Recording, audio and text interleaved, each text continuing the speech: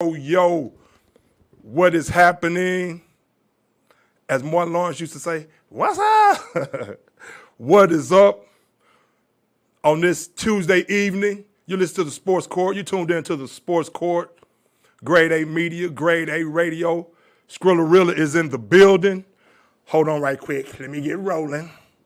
The Sports Court where we keep it 100% of the time. Me and Skrilla just in here kicking it. Hold on right quick. Let me do something real.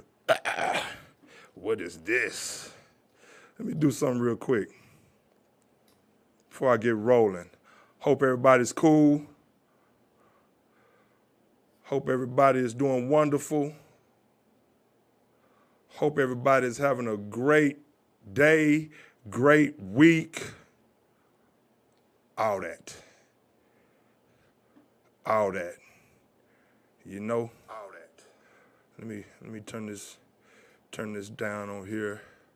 But I'm about to turn up. I'm about to turn up. Damn volume button won't even stay down. For real. Hold on, man. Hold on. Give me a sec. Like I say, hope everybody's doing wonderful. Hope everybody's doing tremendous on this Tuesday evening. The NCAA tournament is in full effect.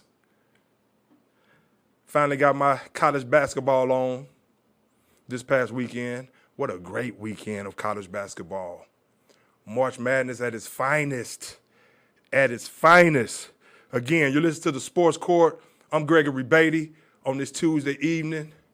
My main man, Skrilla Montana, is in the building. We're in here chilling like a villain and still killing. But hey, so much going on in the sports world. Real quick, let me check this NBA schedule for tonight. We're going to talk some college basketball. Of course, a lot of NFL transactions has been happening as well. And still nothing on the Lamar Jackson front with the Baltimore Ravens. We'll see what happens moving forward with that. But maybe touch on that later. But it's not any new news about Lamar Jackson. The other teams still have not reached out to him. All the money that he's asking for. Maybe he may have to meet Baltimore somewhere halfway. We'll see what transpires moving forward with some of these other teams. We know he's a dynamic, electric quarterback, 26 years old. But hey, Lamar is asking for the heaviest bag since Deshaun Watson. For real. Let me see. Hold on real quick. NBA schedule. Let's see. NBA schedule.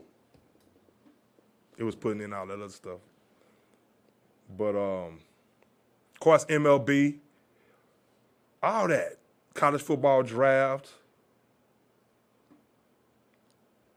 Like I say, I can kick it to y'all for 4 hours straight, non-stop.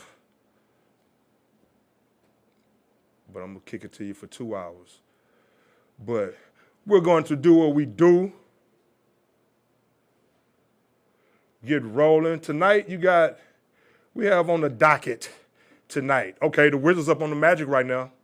11-6. You're talking about the Orlando Magic. You're talking about a very young team that's trending upward. And their rebuild is not taking as long as a lot of people would have thought. Markelle Fultz, Banchero. I mean, you got Cole Anthony coming off the bench, lighting it up. Greg Anthony's son can light it up. I mean, they have some talent on that team. But they're down 13-8 right now to the Washington Wizards. The Wizards. I mean, you remember when Michael Jordan played for the Wizards? Michael Jordan, the guy who's actually now trying to sell the great Michael Jordan. We all know the great Michael Jordan. Best to ever do it. the guy who's right now trying to sell the majority stake, the majority ownership stake in the Charlotte Hornets, the only true majority black owner that we have right now. But Mike has had enough. Hey, Mike's draft picks has been horrendous. Now you have LaMelo Ball out. You know, he was a trending superstar, still is, but he's out. I mean, the Charlotte Hornets are just hey, Michael Jordan's the best basketball player of all time, not the best general manager or a guy that's going to construct a team. So he played for the Wizards. And his tenure with the Wizards after he won those 6 titles with the Bulls. Now, since I see the Wizards up right now 13-8 in this game, Michael Jordan, who's, again, trying to sell his majority share, the majority of ownership in the Charlotte Hornets. But Jordan, when he played for the Wizards, that was after his 6 championships with the Bulls, of course. We all know the exploits he did with the Chicago Bulls. That's why he's noted as the greatest player of all time. That's why.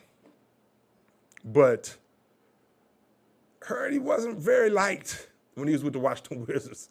I mean, you're talking about a guy going to a young team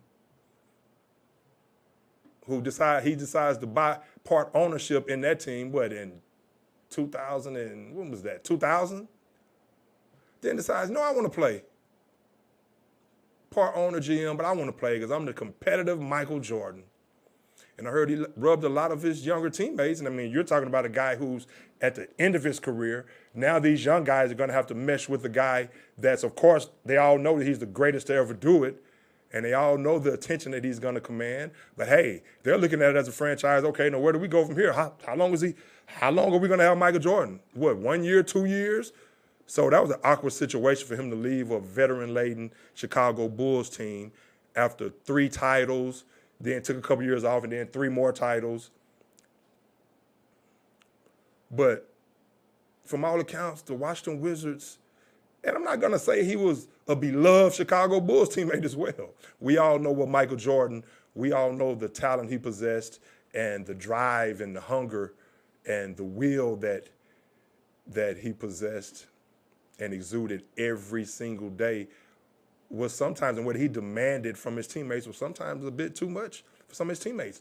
But with the Washington Wizards, I hear those young guys wasn't very receptive to him because for one, he just came down from the box after he was retired. You're talking about a team that was trying to find its footing, a young team who's looking toward moving forward in the future and building a young core. Then you put, okay, here comes the GM, Michael Jordan, part owner, the great Michael Jordan. Now he wants to play. But from all accounts, he used to curse guys out, from what I hear, throw his teammates under the bus a lot. Well, not so much throw them under the bus in public, in the media, but just own them in practice. Telling them that questioning their desire, their will to win, their passion. And I heard he was just too much of that to a lot of those young guys. We all know the Kwame Brown situation. And it just rubbed a lot of those guys the wrong way. Wes Unseld, the late, great Wes Unseld said that, now this was off the record at the time he did it, but it's since been reported that he knows firsthand how it was with the Wizards at that time with Michael Jordan, and the guys did not like him. Those younger guys did not like him because just of the way he acted in the building and what he demanded of them, of course. And again, but him questioning their desire and things of that sort. He tried to round up some retirement gifts when he decided to retire. He tried to round up some retirement gifts for Michael Jordan from all the players. He said unanimously, not one person wanted to give Michael Jordan a retirement gift. But that's what happens. And see, these draft picks, I mean, Adam Morrison, coming out of Gonzaga back in the day, who was terrible in the pros, great in college. Actually saw him one time in Cali when I was living in Cali. You know, the same place I told y'all before that I met Serena? Saw Adam Morrison in there as well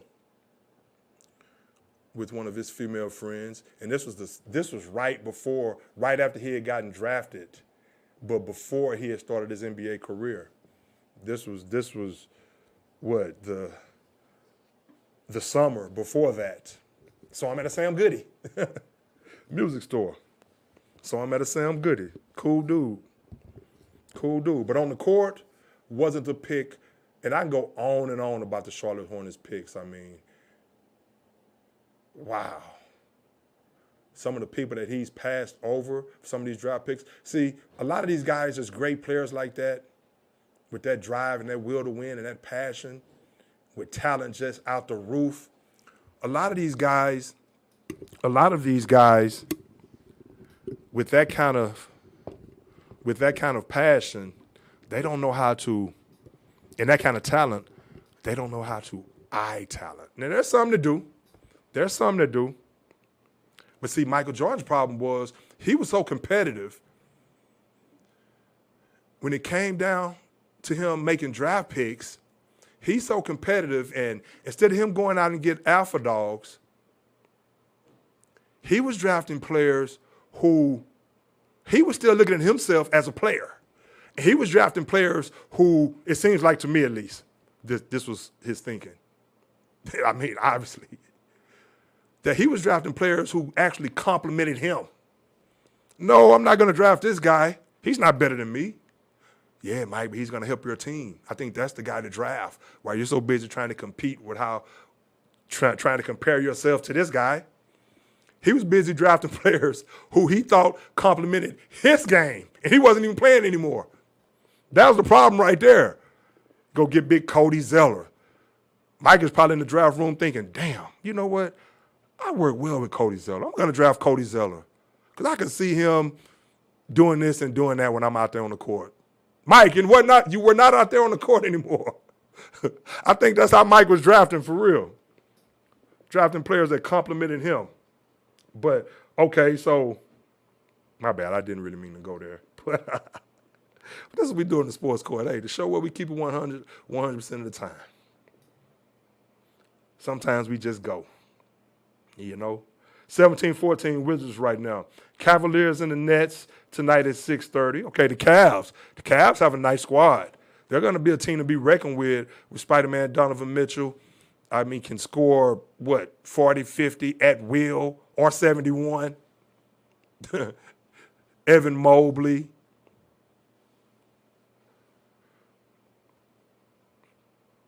Darius Garland. I mean, LeVert, Jared Allen, when he's healthy. Sixers have a squad. Well, I'm talking about the Sixers in a minute. But the Cavs have a squad. The Cavs have a squad. Okay, the Nets. Now, the Nets, James Harden last night, oh, my God. I mean, Joel Embiid, balling. Put up 37 last night. But the Cavaliers, the Cavaliers can play with, I'm not going to say anybody in the East. I don't think they can play with the Bucks or the Celtics. But they're going to be a tough out. They're going to be a tough out. They really are. They really are. Like I said, the Sixers last night, they lost to the Bulls 109-105. Joel Embiid had 37, 16. Harden had 5 points last night. But we all know Harden has been playing tremendous this season. We know he's been playing tremendous. Stay tuned. I'm going to talk some NCAA tournament for a sec. Pro football, a little college football, a couple of pro days coming up. But the Bulls, who are without, again, Lonzo Ball, speaking of the balls,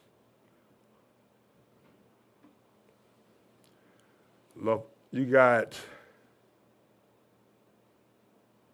okay, the Hornets beat the Pacers last night. But the 76ers are a team who I think, before I get back to the Cavs, the 76ers are a team who I think they can play with anybody in the East. With those two main teams, the Bucks and the Celtics. But hold on right here. Yeah, Embiid had 37 and 16, 1 assist. I remember Joel Embiid was at Kansas. his Kansas Jayhawks ousted in the NCAA tournament. No blue bloods playing right now in the Sweet 16. Talk about that here in a second. But Embiid had 37. Harden had 5, but he had 12 assists, 7 rebounds. But they lost that game, 48-23. But that Eastern Conference, Maxey had 22. But Embiid, I knew when he was at Kansas, he was going to be special. When he hurt that back, I said, that's the next. I started texting my boys. I said, that's the next Akeem Olajuwon right there. That's the next Akeem Olajuwon right there. Maxey had 22. Melton had 19. So they can play again. But do you trust the great Doc Rivers adjustments and lack thereof when it comes to the playoffs? But Joel Embiid, you know, he missed the first couple of years with that sore foot. But he keeps playing. He keeps bringing his hard hat. And he keeps playing even though he may get sore from time to time. But he's just one of those big men. Hey, that foot might be sore. Obviously, it's something that he can manage. I don't think it's anything that he's probably going to make worse. But that foot is going to get sore from time to time. And Harden is not the offensive explosive player that he once was. He just had an off game last night. But he's been doing a lot better than that, than 5 points. But you know he's been a floor general. And him and Embiid, they're a perfect combination right now out there on that basketball court. They really are. So just going over a few scores from last night, I said I was going to start doing that from time to time and then maybe talking about a few other games. Now, but the the pro basketball season is nearing an end for sure. Zach LaVine had 26 for the Bulls. Vujacic had 21. DeRozan had 25 again. But you're without Lonzo Ball. Him and his brother LaMelo, they're having these injury issues right now. Hope they can get back right, for real. I like the Ball brothers.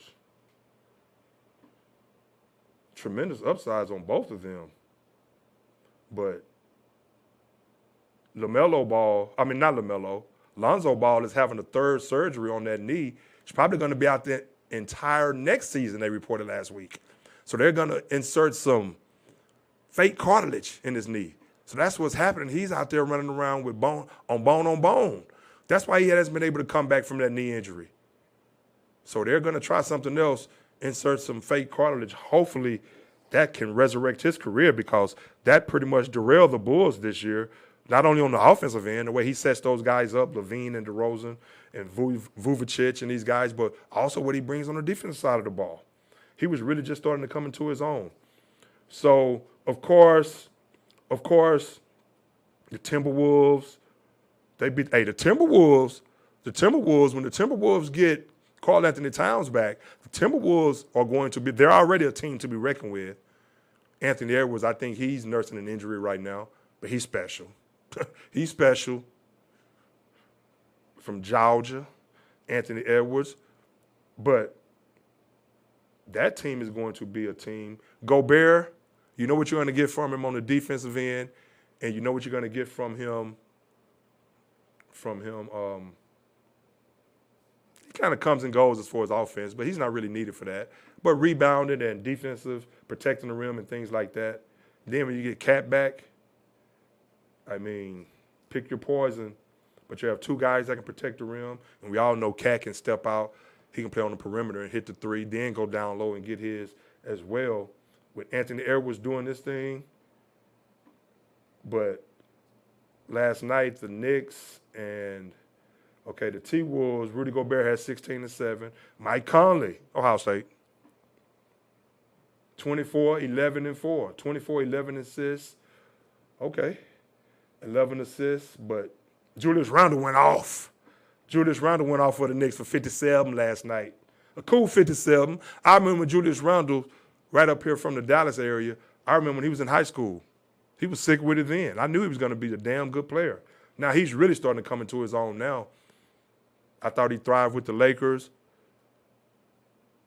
Got out of there. They made a deal. But he's with the Knicks now, and the Knicks are playing. They're going to be a team along with Cleveland. Cleveland, I just named you some of that talent that they have over there. So even though they're a young team, when you have guys that can light it up like Garland and Donovan Mitchell, they're always going to be in it. Then you have a guy that can protect the rim in Jared Allen, of course, and Evan Mobley, who's an emerging superstar. And what is he, 20 years old? Who can play inside and out, can run the break, protect the rim. I mean, come on. But Julius Randle, Wow. Dude has been balling. I remember him in high school, like I said, lefty, can handle the rock, could shoot, could take you off the dribble. He's doing all that. And I love the fact that Thibodeau is letting him thrive right now in that system. Thibodeau, I like what Thibodeau has been doing with this team. Even though he runs them in the ground, we'll see what kind of energy the feisty Knicks have left in May in the playoffs. Because Thibs will play them some heavy minutes. But now they have Jalen Brunson over there. He put up 23 last night. R.J. Barrett, he can give you 30 on any given night. His team Duke ousted as well from the tournament. Grimes. Quickly, I like Quickly. He had 19 last night. Quickly can go. Quickly can go. He's a guard, and he knows when to get his too. He gets his. I'm talking about he's an offensive juggernaut, and he also knows when to get everybody else involved. I like Quickly. I like Quickly a lot for the Knicks. But let me see. Okay, talked about the Bulls and the Sixers. The Warriors finally got off the schneid after 11-game losing streak against the Rockets last night. So the Warriors just bored right now. Now the Warriors on the road right now, that has been very, very, very alarming. But again, you're talking about a team, 4-time champions, Wiggins, still out of the lineup. I think if he comes back, I still think the Warriors come out of the West. And yeah, I'm talking about even with the great KD in Phoenix, man, that's a tough call right there though. But not crazy about Phoenix's depth. But even though they're not as bad as a lot of people think, KD, that's a bad team. But the Warriors, they won last night against the Rockets. The Rockets who've been playing a lot better as of late. A lot better as of late. Now, what I was saying about the Warriors real quick, and stay tuned, I'm going to talk some NCAA tournament for all you NCAA tournament buffs whose perfect brackets I know got busted within 3 minutes? But that's not funny, but it's funny because you knew it was going to happen. But damn, that quick? But yeah, the Warriors, let me see last night. Clay had 29. Steph had 30. Wiggins, if Wiggins comes back, of course it was against the Rockets. We all know the Rockets are going to get a top 2 or 3 pick. Hopefully Wembanyama. If not Wembanyama, Brandon Miller would go perfect with the Rockets to go along with what Jabari Smith is doing right now on the wing, the way he's emerging. But the Warriors, if they get, and I'll talk about the Rockets in a second, getting ahead of myself right there, because I was ready to go in on the Rockets because I've been pleased with what they've been doing over the past couple of weeks. And I've been very critical of them, so now I got to give credit where credit is due. But the Warriors, if they can get Andrew Wiggins back, and from the looks of things, from the things that I've heard, I don't think they're going to get Andrew Wiggins back this year. I hope he toughens up enough to where he said, okay, let me come on back and help my team, do my job, have a job to do. I know this is traumatic what I'm going through right now, but hey, life goes on. I have to go do what I have to do. And I could sit here and have breaking news about why he's out with personal reasons, but I'm not that thirsty. I'm not that thirsty in a situation. Now, granted, in the grand scheme of things, I love to be the guy breaking the news. Obviously, that's what this business is about. I would love to be the guy breaking the news, yada, yada, yada. But in this situation, I'm going to steer clear from saying what I heard, allegedly, the reason that he's out. I'm sure there's a lot of people in the inner circles or in the media, and I haven't heard the reasons that, I haven't heard anywhere where anyone has mentioned the alleged reason he's out. And you know what? I could be thirsty and get up here and be the first to do so. But in a situation like that, a personal matter like that, from what I was told, I'm going to stay away from that. If he decides he wants it to be known why he's out, the Warriors haven't released the reason he's out. So even though it's been floated around the reason he's out. I'm not going to get on here, like I said, and be thirsty and have this breaking news on that. But I'll tell you right now, I was wondering, since he's been out, I'm like, damn, has to be something very, very serious about Andrew Wiggins for him to be out this long on personal. I'm saying to myself, can we have some more transparency? Can we have some clarity? I know it's personal, but can you give us something? From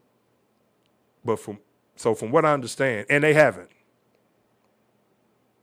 to note anything that I've heard, but I'm sure there's people that have heard the reason he's out. And I'll tell you this, once I heard the reason he was out, the alleged reason he was out, my heart goes out to the guy. Wow. My heart goes out to the guy. But I'm going to just say it like this. And then I'm going to move on from that.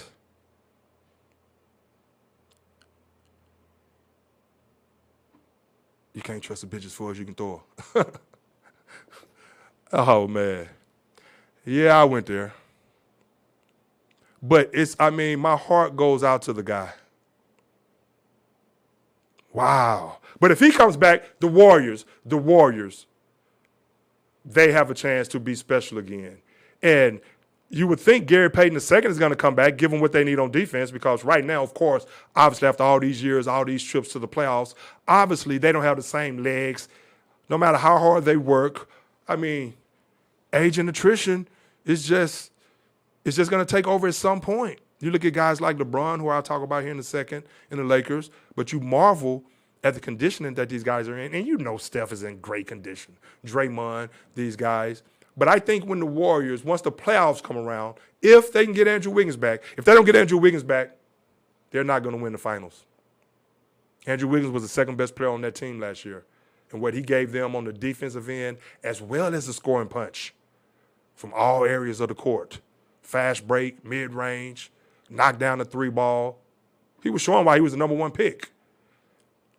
But he has other issues to deal with. But again, I hope he, if it is what they say it is, he's been out, for a month now? Hey, you have a job to do. At some point, you have to get back to basketball. And when I tell you from what I hear, and I could break the news right now, but I'm not. I'll stay away from that one.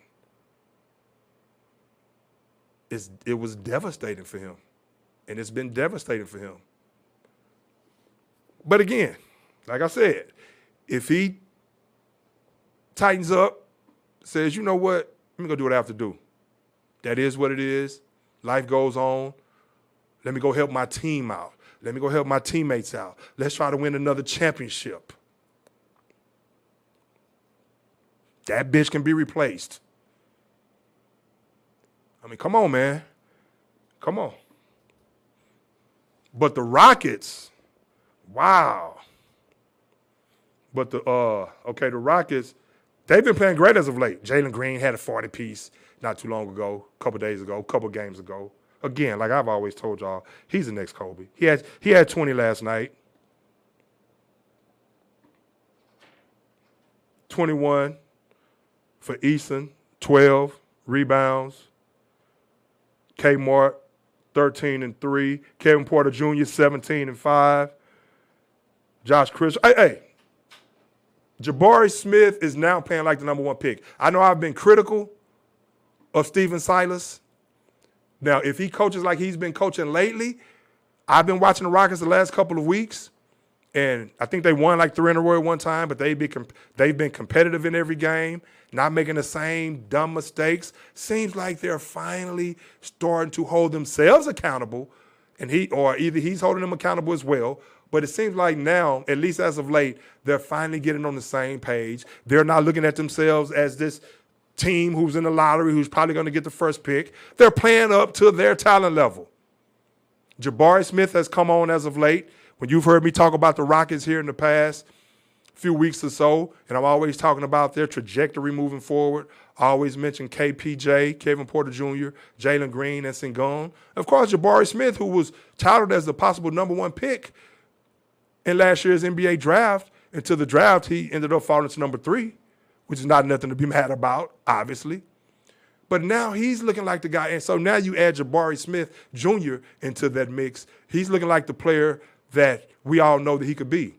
Seems like he's going to be a great defensive player. Can knock down the 3, has a pretty shot. But what I've been impressed with, and once he really gets this part of his game down more, and I always say, these young guys, if they concentrate more, of course, these days, everybody want to shoot the 3 ball. But if they concentrate more on that mid-range game, go watch some Kevin Durant and Devin Booker. Concentrate on that mid-range game and your handles, of course. But he's been working on his handles. His handles look like, okay, we know he can run the floor, but now instead of running and spotting up, he could actually, you throw him the ball, he could actually beat somebody off the dribble. If somebody comes out and try to close in out on the 3, he could put it on the deck, get to the hole. I think he's working on that wiggle in his game. Again, if he works on that mid-range game to go along with that 3 ball and what he can do down low, continue to work on his post-up game, of course, being 6'10", long and athletic, protecting the rim. Jabari Smith can be special to go along with a special Sengun and a special Jalen Green. KPJ now, he's starting to look like a true point guard, even though KPJ is still going to get his. I used to think, well, him and Jalen Green probably can't mesh because he's more of a shoot-first point guard. But it looks like KPJ, he kind of has like a Russell Westbrook type mentality on the offensive side of the ball. But, of course, better free throw shooter. But he likes to score the ball. But lately, he's been dishing off those assists. He's been making sure he's getting other players involved. And I'm like, if he's not going to do that, he can't play with Jalen Green because Jalen Green is going to be special. So if they can't mesh, KPJ has to go. I know he's a tremendous talent. So it seems like now he's starting, because I used to think sometimes that he would like freeze Jalen Green out. Okay, I'm going to get mine now. He can still go get his. He's still aggressive. But he's making sure he's setting his teammates up. So I like what the Rockets have been doing as far as their attention to detail as of late. That's what's been impressive, and you have to give credit to Stephen Silas. And if he continues to coach like this, and they continue to play like this, with this kind of energy, and this kind of belief, and this kind of confidence, not turning the ball over at will, not losing focus. Now they're hustling throughout 48 minutes for the most part. Took an L the last game. But with Jalen Green, Jabari Smith Jr., and then the role players, you look at Kenyon Martin's son, Jr. I like him. He can go. Athletic. He's nice for the Rockets. Jayshawn Tate, Bulldog.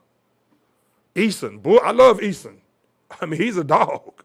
So the Rockets have been playing some good basketball. I'm going to tell you that. Hope everybody have done their taxes. Of course, tax season, of course. March. It was cold last week. Feels good out there today. Nice breeze. But this Houston weather, I know it messed up a lot of spring breaks at the beach last week. Here we are in March. Of course, shot through February. Black History Month, shortest month of the year. Bob, give their chocolate asses 8 days and that's it. Because it seems like they really celebrate Black History Month only for 8 days, from the 20th to the 28th. Just give their chocolate asses 8 days, Bob. That's it.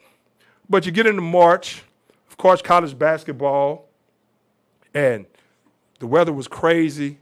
The weather was crazy last week, but it's tax season. Hope everybody is getting their taxes done. It's like, what? I'm getting back how much? Oh, hell no. I got to call the IRS. But let me see.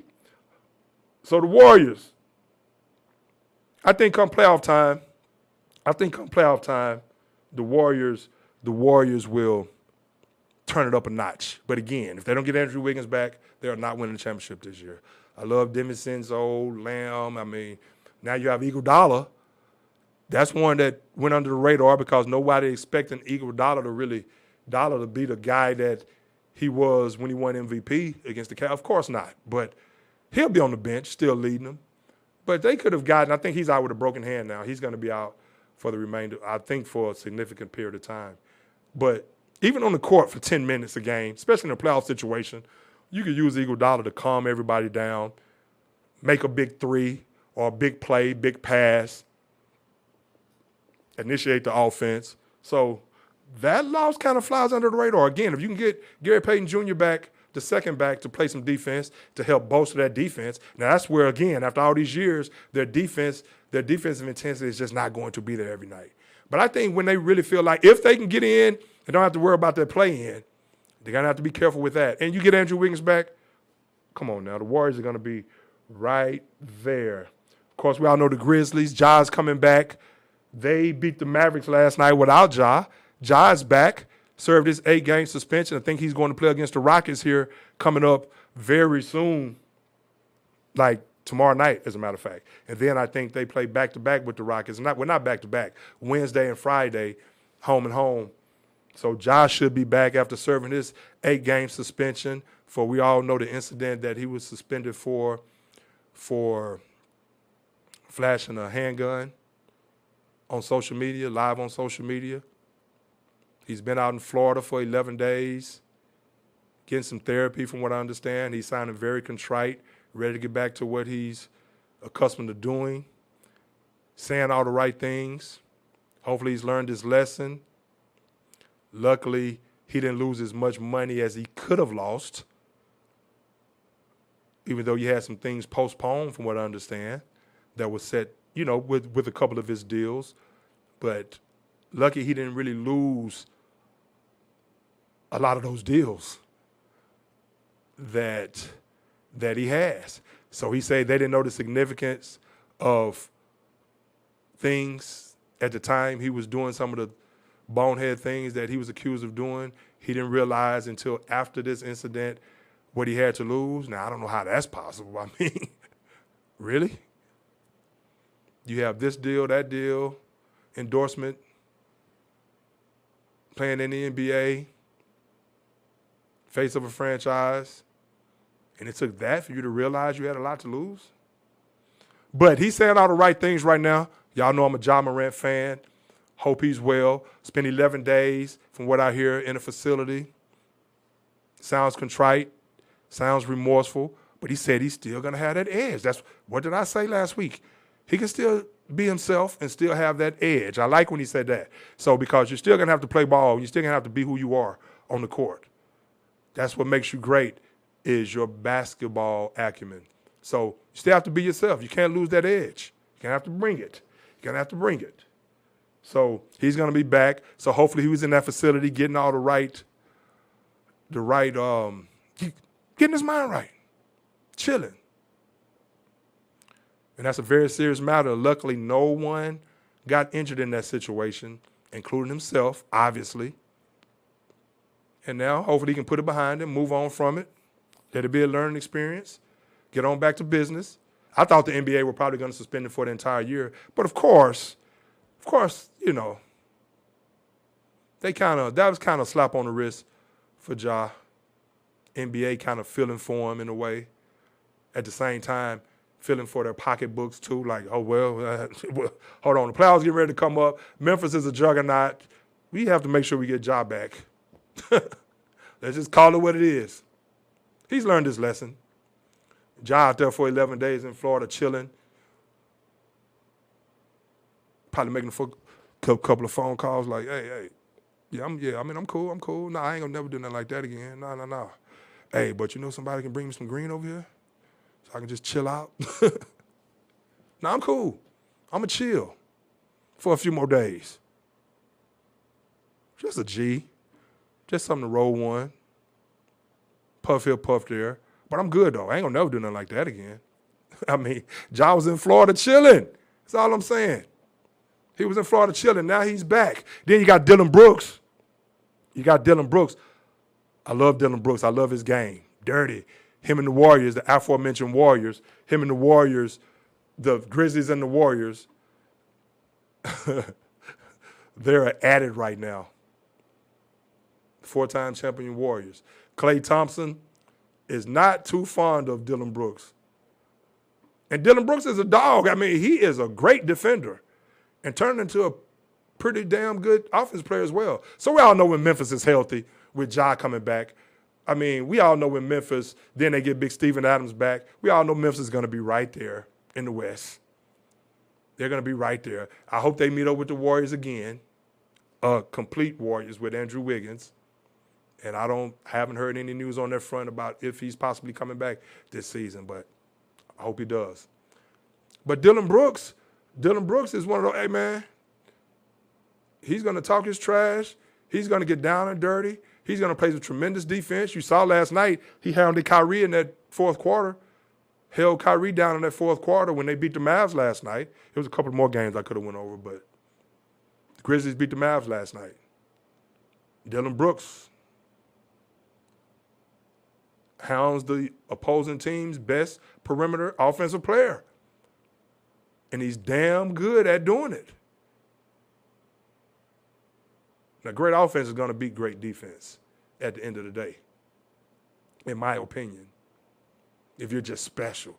But he's a guy, he is their enforcer for real, just from a talking trash standpoint, just from a, cockiness standpoint. Memphis is a cocky team. I like watching Memphis play.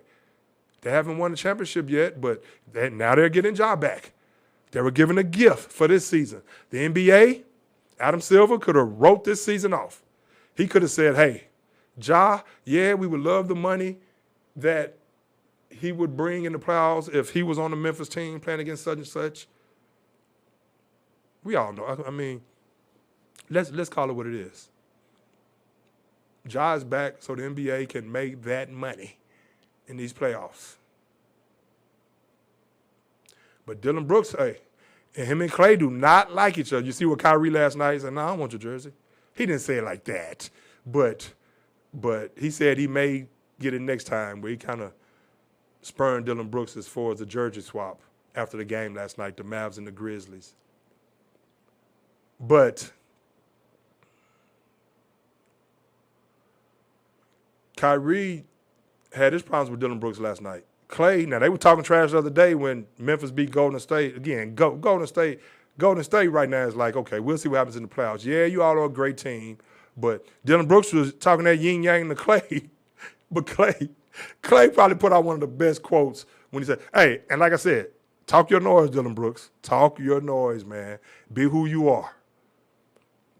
You all are up and coming. You're the up and coming Grizzlies. Cocky. Don't fear anyone. That's cool. That's cool. Warriors got 4 of them. Klay say, in 10 years, nobody even know who Dillon Brooks is. But that, Klay, hey, that's a drop the mic right there. You read Klay's quote on Dillon Brooks. Of course, there's some animosity there. I don't know if I necessarily agree with that, especially if Memphis wins and continues to win, and he continues to ascend and be the player that he is for that team, and probably will be. I think Dillon Brooks is somebody, especially if they can win the championship, but they have to win.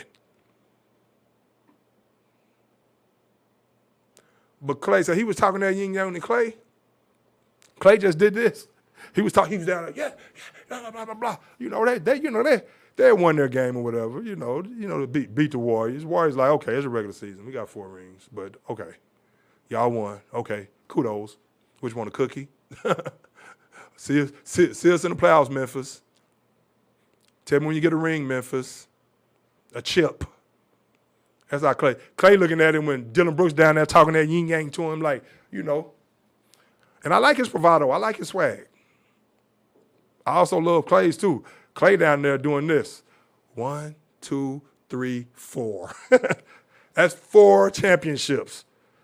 When he does that, that shuts it down. I don't care what Dillon Brooks is saying. When Klay did that 1, 2, 3, 4, Dillon Brooks, you're supposed to do this. Oh, okay. Of course he's not going to do that. I'm not saying literally he's supposed to do that. But, I mean, bro, Klay shut it down with that 1, 2, 3, 4. 4 championships. Now, what is that you're saying?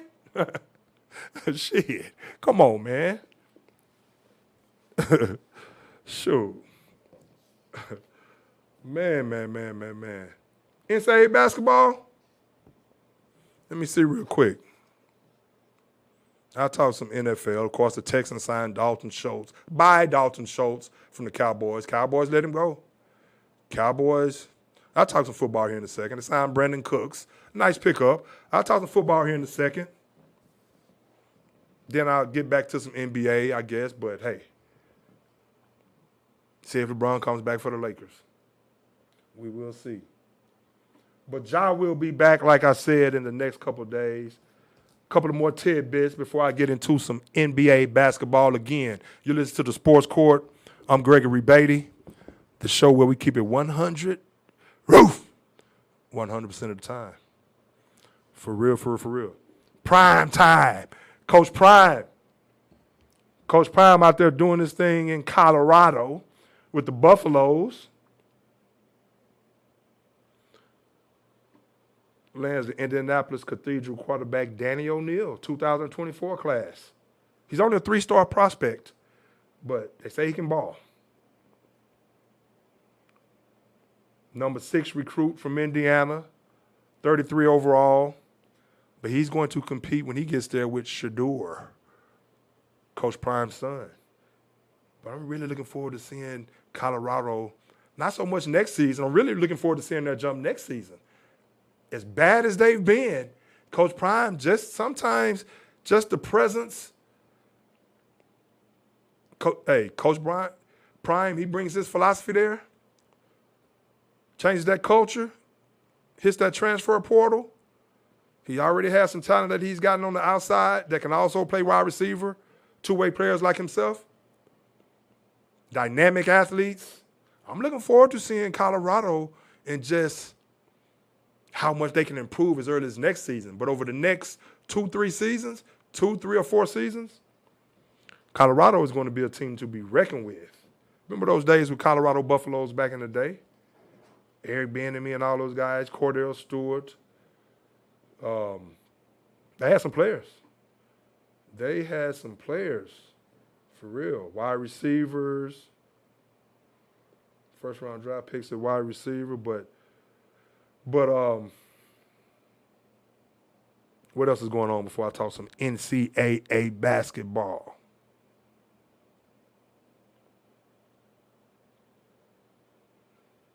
Let me see here. Georgetown fired Pat Ewing. Damn, Big Ewing. He was a disaster. He was a disaster with Georgetown. Great player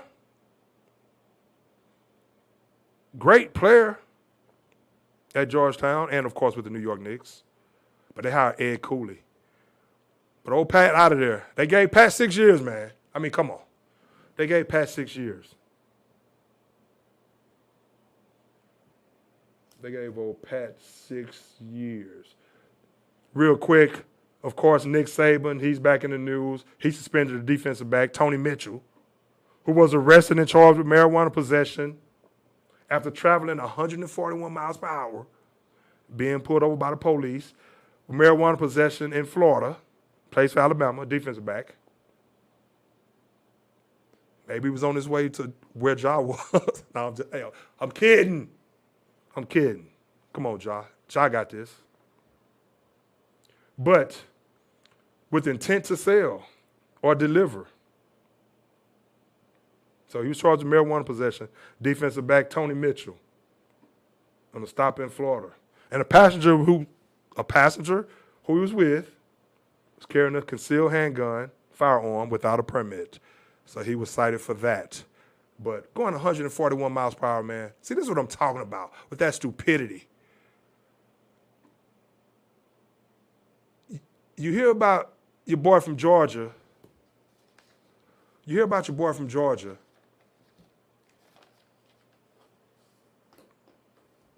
Who actually has who's still trying. I mean, you hear about the Georgia incident with the terrible car crash. You hear about the Georgia incident, the terrible car crash. that killed 2 people, and you're driving 141 miles an hour?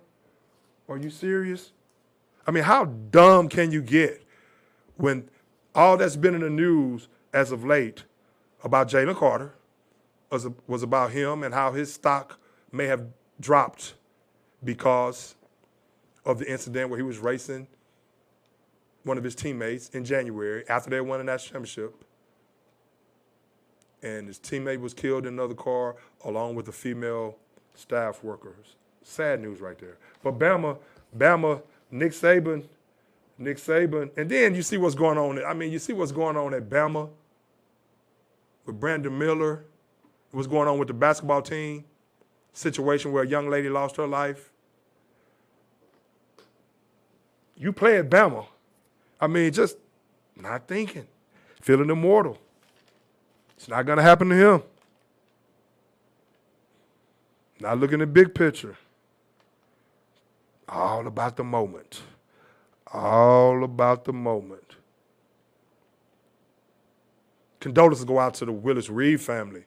Willis Reed, 80 years old, died today. Heart problems. Died this morning. You're talking about Willis Reed, one of the greatest to ever do it. NBA champion, you remember 1970?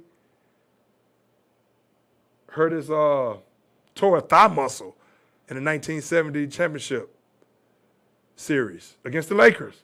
Tore a thigh muscle in the NBA Finals. Missed Game 6, but returned in Game 7. Remember him limping back onto the court? Limping onto the court like, I'm going to play. Coming out of the locker room. Defeated the Lakers to win that title. Then they won another one in 73. But hey, my condolences go out to Willis Reed, the great Willis Reed. Man. Former MVP, All-Star game appearances. So may Willis Reed rest in peace on behalf of the sports court. What else? The NCAA tournament. They're in full effect right now. It's in full effect with the NCAA tourney. I'll get back to some stuff I just looked at right there. Real quick, Dante Hightower retired, tidbit. Great career. Super Bowl champion, New England Patriots. Hightower is out of there. You see where they say Cam? Trying to make Cam. It's over, Cam. It's over, Cam. He's at Auburn's pro day. Well, I mean, in his case, pray day too. Praying that somebody gives him another chance, but I don't think no one is going to sign no Cam. Last time Cam was playing, he looks good in his workout. Talking about how he can still throw. There's not 32 quarterbacks better than him. But you remember the last time Cam played, Cam was he was washed. He was washed. He was washed. He's going to perform at Auburn's pro day and throw the football around, hoping for another opportunity in the NFL. But finished with Carolina, where he had started, of course, led them to Super Bowl. We all know what he did earlier in his career, MVP. We all know how great Cam was. Now you have Carolina with the first pick again, and don't be surprised they go after Anthony Richardson, another Cam. I'm just saying. That story, we'll talk about that probably later. But they're saying C.J. Stroud. I still say Bryce Young is the best quarterback in the draft. Along with C.J., my boy C.J. But Cam Newton, I mean, if somebody wants to give him a shot, but for him to think he's going to come in there and be a starter somewhere, a starter? Remember when he played for the Patriots? I mean, he was washed. He was washed. And I admire his resiliency and his willingness to not want to because you can only play for so long. So he's probably looking at it like, hey, what is he, mid-30s? He's probably looking at it like, well, hell, as long as I'm physically able, at least I think, let me keep trying to play. But I don't think Cam, unless he's going to be a backup, I can see Cam being a backup on the team now. I really can. Now, don't get me wrong. I can see Cam definitely being a backup or a third string quarterback. Now, if you're worried about what he's going to do in the locker room, if he goes in there knowing, I mean, a lot of teams obviously would not want to sign him to a situation like that because they know Cam's personality. Cam wants to play. And how would he be in the locker room with the team? If he had an understanding that he was a second string, a backup quarterback for a team, and if he was smart, he would take that offer. Because we all know how quick these guys can go down. Then that's a different story right there. That's a different story right there. Hey, but get back to some football later, some NBA, all that kind of good stuff. You listen to the Sports Court. I'm Gregory Beatty. The NCAA tournament. Hey, 68 teams entered. It's now whittled down to 16. It's whittled down to 16. You're talking about March Madness. Hey, and what have I always said? What have I always said? That's what makes March Madness so great. Again, I talked earlier about the brackets being busted. I mean, the bracket is almost like just a waste of time. Yeah, it's fun. And of course, you don't have to have a perfect bracket. But of course you would shoot for that, of course. But it's fun, it's cute and all this and that. Give you something to do. But it amazes me how people can not watch college basketball all season and then call themselves filling out a bracket. Which I've done before too, but I've watched too. But this team, that team, that team. Busted. Busted. Because the parity in college basketball right now is so great. Look at all these teams that are not in there. Duke, well, that's out now. That's not in the Sweet 16. Kansas, Duke, North Carolina, Kentucky. All the Blue Bloods. Hold on.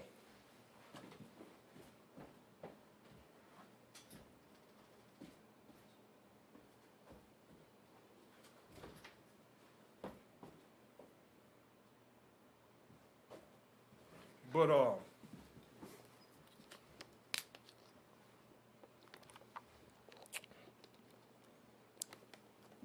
down to 16.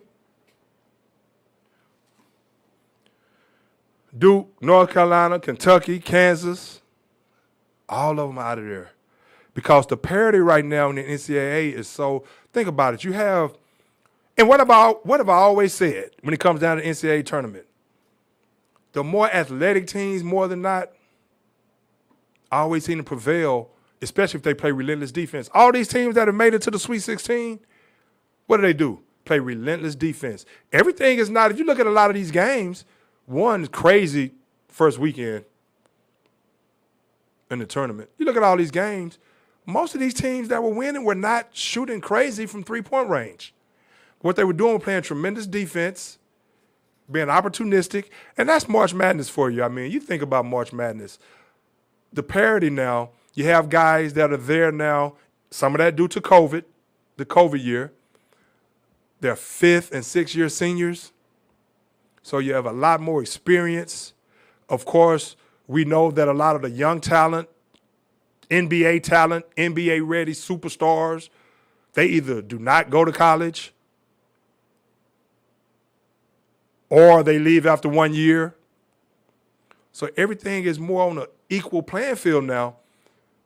And you see all these big market teams right now.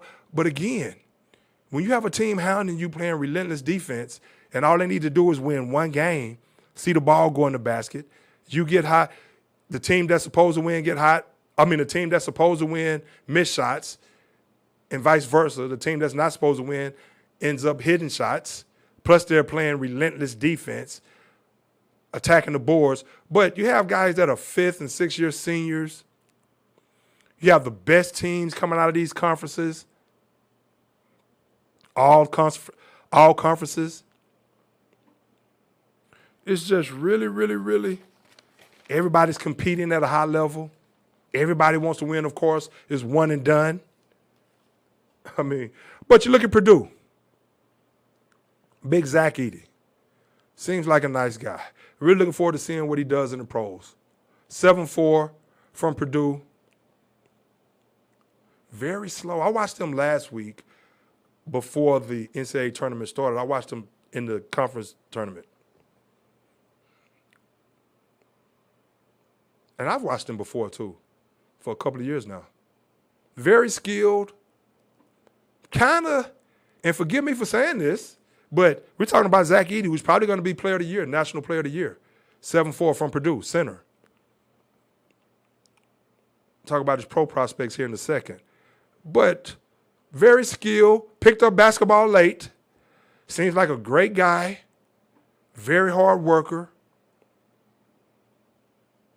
They were playing against a team, Fairleigh Dickinson, who I think tallest player was 6'2", if I'm not mistaken.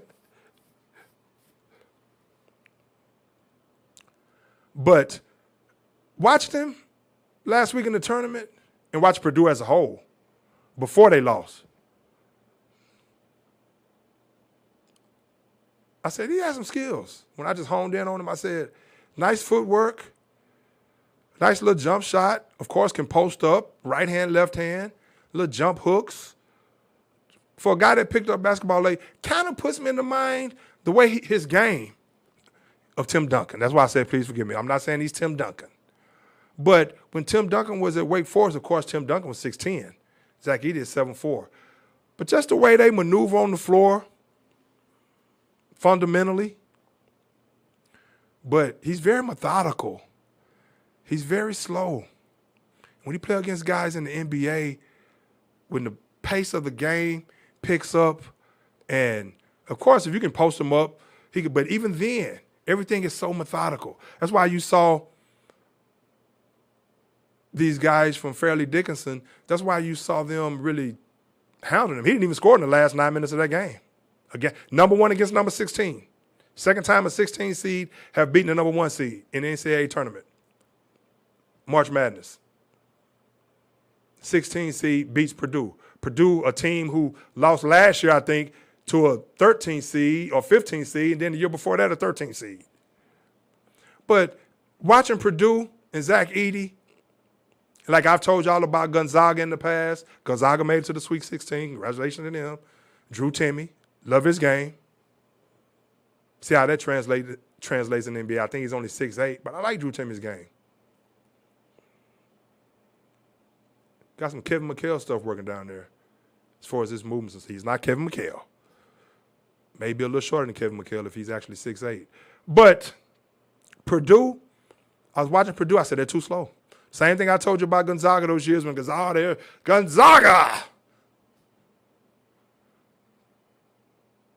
Too slow. And when the basketball court is only so big. And when you got guys, athletes, hounding you around the floor, whether you have the ball or not, and in a confined space, using their athleticism, it's just rough on a team like that. He didn't score in the last 9 minutes of that game against the tallest guy, I think was 6'2", because they could not get the ball to him. Those guys were like ants down there, just hounding him, fronting him. One player in front of him, one player behind him, hounding him, moving around, rotating.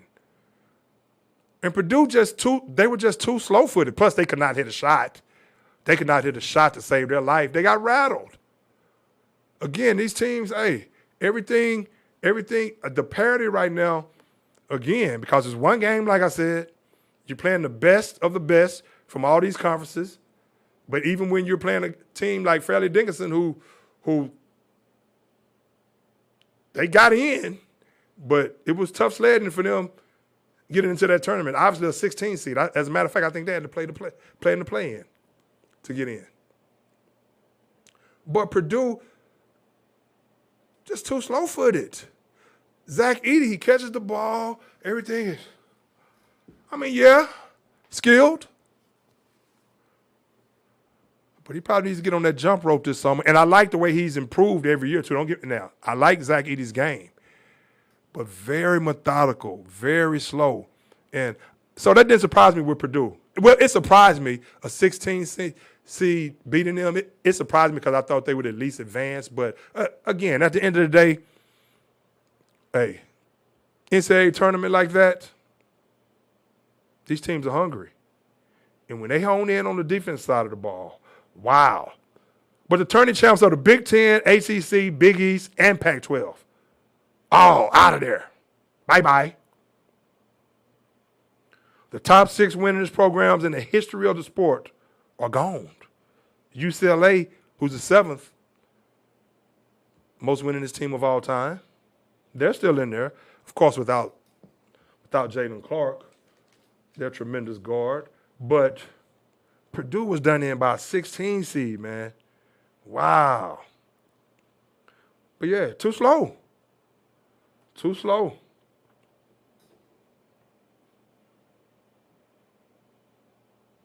Tallest player was 6'2". Princeton shocked Arizona while going 4 for 25 from three-point line. That's what I'm saying.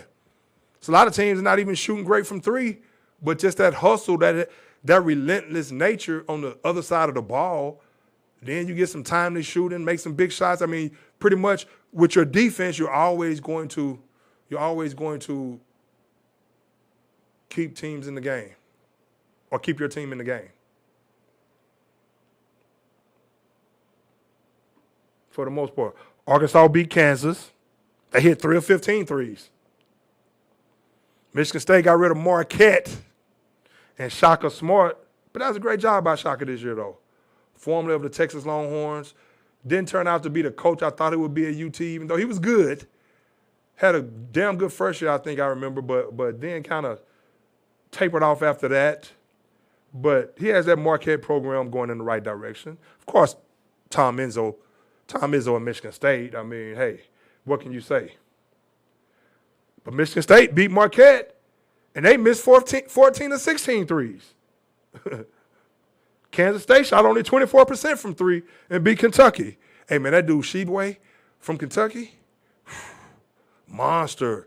Kind of puts me in the mind of Len Bias, except he's left-handed. Of course, they wore the same number. The late, great Len Bias lost his life tragically after being drafted by the Boston Celtics, number 2 overall, I think behind Chris Washburn in '86. But played in Maryland. I used to watch him when they played Jordan in North Carolina. But Len Bias died of a cocaine overdose after getting drafted by Boston. But was a tremendous player at Boston. But I think Sheboy kind of reminds me of him, the way they were built, except he's a left-hander. Of course, Len Bias, who I thought would have been a great pro, drafted by the Celtics after they had just won the championship. Man, could you imagine that? But tragically lost his life while partying, celebrating, being drafted by the Celtics. I think number 2 overall. But in college, he was a dog. But his jump shot was probably better than what's his name? Weesbay. He's a dog, though. Gobbles up those rebounds like it's nothing. Can put the ball back in the hole, can score. But it kind of puts me in the mind of Len Bias. But again, Len Bias, he was going to be special. I'm talking about face-up game, back to the basket game, could run the floor, block shots, tremendous athlete. Oh, man, could you imagine him with Boston? And that guard for Kansas State, though, Noel, 5'8", he's the engine that makes that team go. So Kansas State was able to get it done. At Noel, 5'8", he can cook.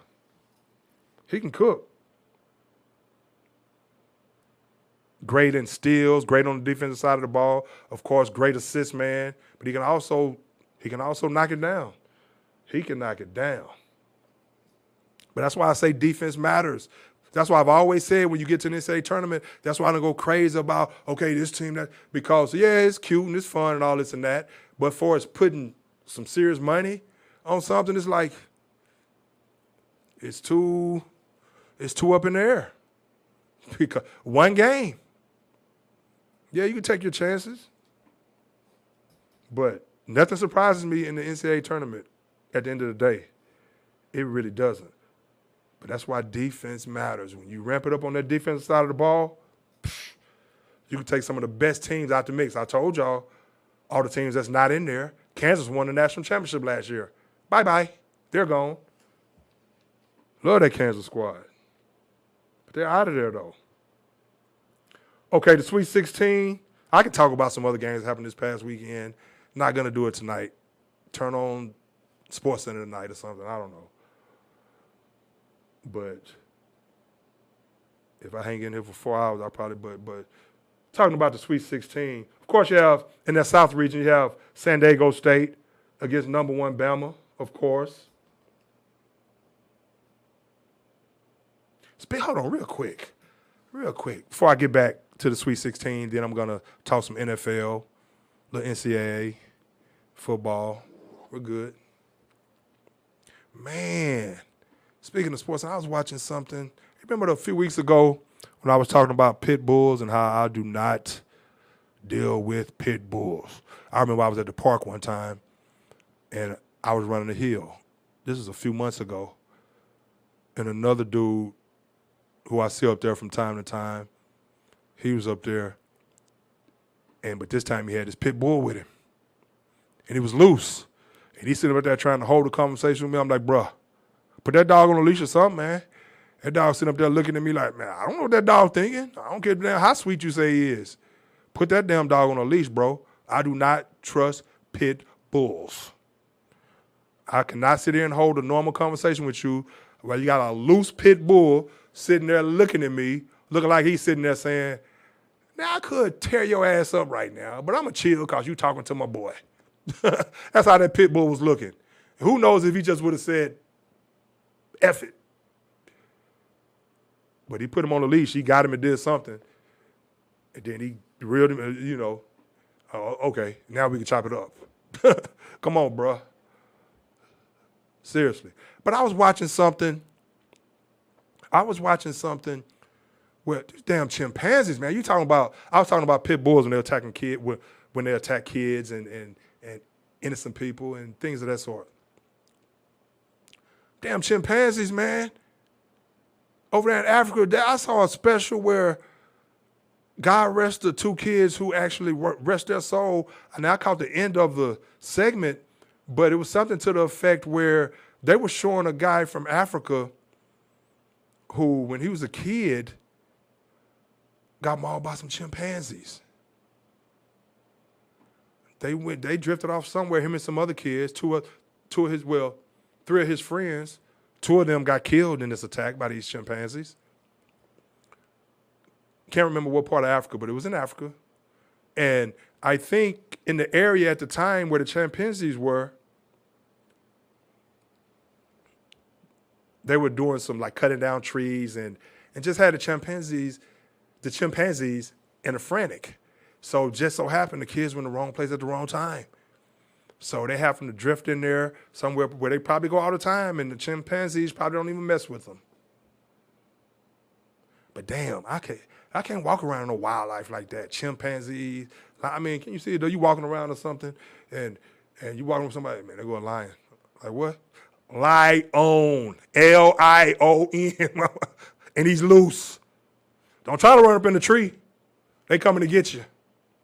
Jump down, they pouncing down. Same with chimpanzees. But these damn chimpanzees, so the kids drifted in the area, again, an area that they were cutting down trees and there was a lot of noise. So had the chimpanzees stirred up. And of course they attacked the kids. And they like to attack kids because they feel they can overpower kids. But chimpanzees, if you look at all the, like, people have these pet, and I'm talking about pit bulls, people have these pet chimpanzees. Them damn chimpanzees, they are ruthless. You know them damn chimpanzees are 4 to 6 times stronger of a very strong human. 4 to 6 times stronger than a human. Man, they be ripping limbs off, genitals. They go for your hands. They rip your nose off. I'm talking about they ripped the guy that they was interviewing. Okay, so they attacked these kids. 2 of those kids got killed. And it was a special about one of the kids who actually made it through. And then to make a long story short, he got himself together after a tragic childhood, of course, after that. 2 lives were lost. Two of his friends got killed in that attack by the chimpanzees. One other one survived. But man, every time you see a champion, if they don't kill the person, and you can go look it up, I've never seen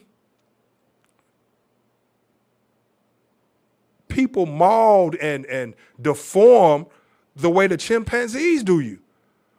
I'm talking about they literally rip off limbs and lips. And so the kid had grown up, of course, after going through a tumultuous childhood. But and I admire this. This is why I'm telling this story. I admire this too. After years, got himself together, started wrestling, face deformed. I almost couldn't even look at the show, man. I couldn't look at the show. I mean, those chimpanzees did enough. Lips were missing, had a finger missing, and that's what they go after. They say, I read up on them, they say they go after your face and your hands and your genitals. And if you look at every chimpanzee attack, man, the person, if they survive, I mean, damn, you want to look like that? Of course, life goes on. But I admire this kid who ended up wrestling, making his way, somebody gave him, made his way to the United States with the help of some people, some very nice people with warm hearts, decided to give him a chance to wrestle in the United States. But when I tell you he is deformed to the fullest extent, damn, I want no parts of no chimpanzee as no pet. They rip off arms. I'm talking about both of the dudes. His face, oh man, I just harken back to it. It was just, I'm like, wow. Damn, chimpanzee did that? That is brutal. Imagine yourself getting attacked. I mean, and you know if a chimpanzee comes towards you and he's enraged, you pretty much, for one, hopefully you're not in that situation again. You can't, I mean, hey. But just think if a damn chimpanzee is coming towards you and you know anything about chimpanzee and you looking at him like, some people who don't know any better probably looking, oh shit, man, I can take this one. Man, arm coming off. Off. Lips, noses, ears, genitals. I mean, damn. And I heard they go after your feet too. And you look at them, you think you could take them. Those are some, I mean, there's some damn machines, bro, doing the damage that they're doing. Damn. And I don't know how they trained BJ and the Bear back in the day, or Bear, the chimpanzee on the show BJ and the Bear, but damn. If I see a chimpanzee, bro, I'm going to, I mean, oh, they half human. Oh, shit. Man. But, my bad. But you got, in the South region, you got number 5 San Diego State against number 1 Bama. Bama, of course, Bama with a deep rotation, full of athletes. Of course, Brandon Miller, he didn't score in the first game. Came with it in the second game. I like Brandon Miller. I've really honed in on him before the tournament started. I said, let me check this dude out. 6'9",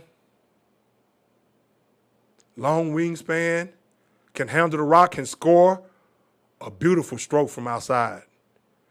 Can knock down a three, can take you off but the thing I like most about him, after watching him, you can give him the ball and say, create something. At 6'9". So you know what kind of defender he's going to turn into, what he is right now with Alabama. They're noted for their great defense. Coach Oates making them lock down and play some defense, deep rotation. But I'm like, man. So now the Rockets, I'm like this, okay. Yeah, I would love for you, I would love for you to get Wembanyama. Well, I'm 7'4", guard, come on. Of course. The most highly touted prospect since LeBron. Hold LeBron, get that foot together. But if the Rockets end up getting the number 2 pick, because who knows? Cade Cunningham coming back for Detroit. The Spurs could get that number 1 pick. It all depends on who Adam Silver wants to have the number 1 pick. Yeah, I said it. Let's just call it what it is. We won't know until Adam Silver decides who he wants to have the number 1 pick. But you have these teams, San Antonio, Houston, Detroit. Detroit is a team that's going to be ready. Houston and Detroit, as bad as these teams are, I mean, with Detroit, you got Jaden Ivey, you got Cade Cunningham coming back. Told y'all about James Wiseman. Put up 22 and 13 the other day. That Golden State system just wasn't for him. But he's looking like he's going to be the player that I thought he could be. Took a deep breath, learned what he learned from Golden State and a system that suits him better. The D-League probably helped when they sent him down with Golden State. But I'm saying to myself, now that's the guy I thought I was looking at when I saw him at Golden State in spurts. This is the guy that I was talking about. He's going to be a major addition for He's going to be a major addition for Golden State. But Detroit has some players. Jaden Ivey, Detroit is a team to be reckoned with moving forward too. So whoever gets the number 1 and number 2 pick, I said I'll let to say this. Brandon Miller, if the Rockets get the number 2 pick, I wouldn't be mad like I was alluding to earlier. I wouldn't be mad with Brandon Miller running with those people that I was talking about earlier, Jalen Green, Jabari Smith Jr. I mean, you're talking about Jabari Smith, who's 6'10", 6'11", pretty much playing on the wing. Then you have Brandon Miller at 6'9", and what I was saying I like about Brandon Miller more than anything, of course he can make shots. He can get his off the dribble and can score from anywhere on the floor. A nice stroke. But you can give him the ball, and he doesn't mind being the main ball handler. Like, I don't care what kind of defense, what kind of pressure you're throwing at him. If he has the ball and he wants to initiate the play or get his or get somebody else involved, he doesn't mind patting the rock. And he can pat it. And that's a nice skill to have at 6'9". He doesn't mind being that guy to make a play. He's just not coming off screens or waiting for somebody to set him up. He doesn't mind controlling the tempo, controlling the ball, controlling what – I mean, I like that about him. All dogs need that. All dogs need that in them where you could roll him the ball and be like, make it happen for us. He seems like one of those guys. You add him with Jalen Green, Sengun, Jabari Smith Jr., KPJ, Josh Christopher. I mean, man, 6'9", Jabari Smith, 6'10", Sengun, 6'11"? Come on, man. So that number 1 pick is not as crucial as I once thought after watching Brandon Miller, who's probably going to be the number 2 pick. Well, I think he will be the number 2 pick. Of course, you have Scoot Henderson as well. If the Rockets got Scoot Henderson, got rid of KPJ some kind of way, made a deal, Scoot a bad boy too. We'll talk about the NBA draft a while. But San Diego State playing against a loaded Bama team. Of course, the Tide defense held Texas A&M Corpus Christi, who played good. And Maryland well to below 40% shooting.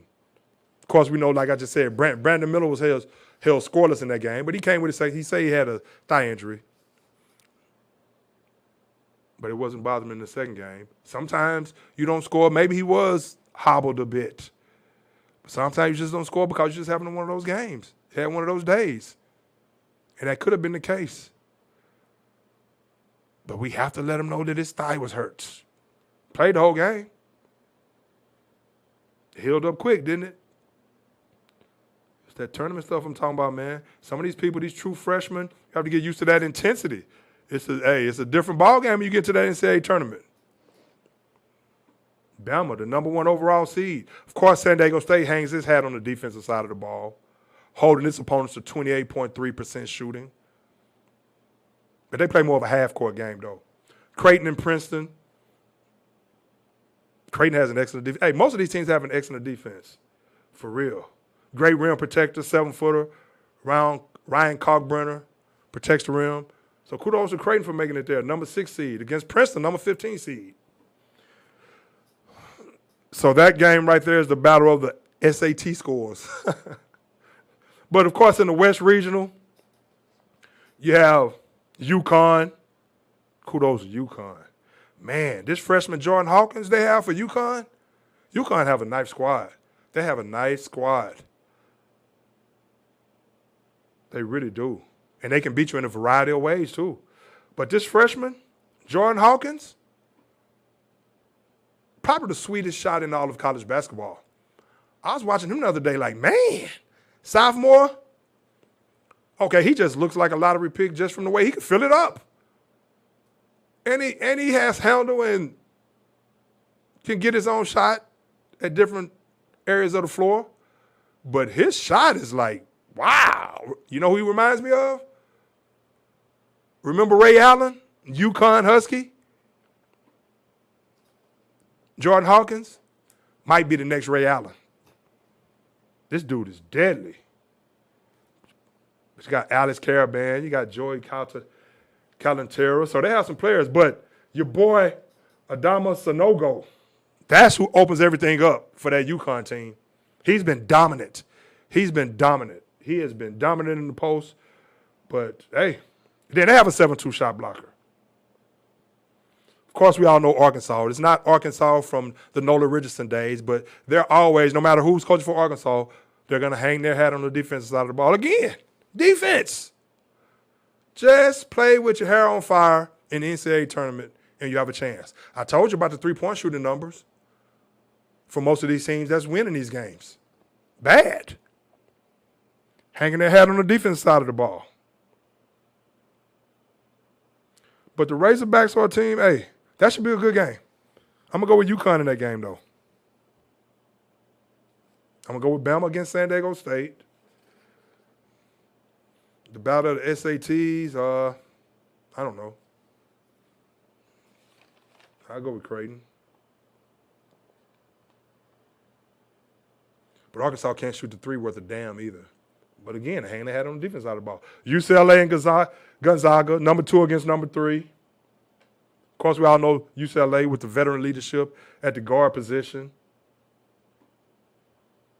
Seniors, Tiger Campbell and Jamie Jaquez Jr. And again, they're playing without Jalen Clark. Got them against Gonzaga. I'm going to go with UCLA. Really don't give a damn, but Drew Timme going to do his thing down low with Gonzaga. East Regional, Tennessee and FAU. Yeah. Bruce Pearl. Great coach. Always has his team ranked. They were pretty much the entire season ranked as a top defensive squad in the season. In college basketball. Of course, we know FAU can defend. You're not going to be here at this point if you can't defend. So, Kansas State, talked about your boy Marquise Noel, 5'8". They're playing Michigan State. Tom Izzo. Hey, experience against a very crafty point guard, a team that's feeling real good about themselves right now. So I guess I'll go with Michigan State, but I don't know, man. I don't know. Marquise Noel, he may just be on to something this year. Michigan State can't shoot worth a damn from outside this year, but of course they play defense, of course, and of course they have Tom Izzo, who's going to scare them half to death, if anything. So you know they're going to play hard. Houston against Miami in that Midwest region. I see a lot of people with their brackets didn't put the Cougs in the Final Four. Marcus Sasser never said he wasn't going to play, and they still might not make it to the Final Four. But you saw what they did against Auburn. You saw that second half. The second half, hey, they came on with it after being down by 10. Marcus Sasser, kudos to him, the number 1 seeded Cougars. But Marcus Sasser playing, I thought he was going to be out with a groin. Groins are something very tricky. So I thought he re-aggravated that groin injury, and I'm saying to myself, there's no way that he's going to be able to play at full strength. Maybe that's why some people left him out the Final Four. Or maybe they didn't think that Houston Cougars were going to make it to the Final Four, even with Marcus Sasser. I never subscribed to that notion. Even though I didn't officially make my Final Four picks, I've always said, I've been saying in here that I thought Houston would make the Final Four. But they rallied from behind in that second half. You know what took over in the second half? The Houston Cougars' culture. Their culture took over. They just said, okay, enough of this. Let's lock down, play some relentless defense, get up in their clothes, and that's what they did. Auburn couldn't do anything in the second half. They outscored Auburn 50-23 in the second half. Marcus Sasser, 22 points on 7-14 shooting. Groin looks okay to me. Now he has a week to even get even better.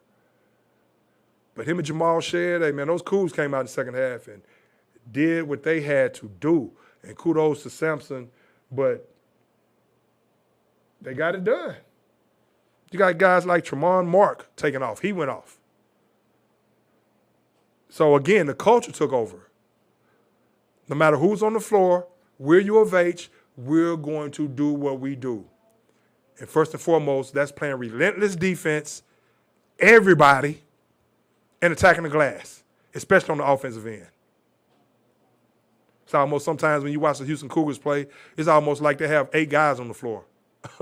Seriously. That's how they move around out there. That's how much ground the Houston Cougars cover.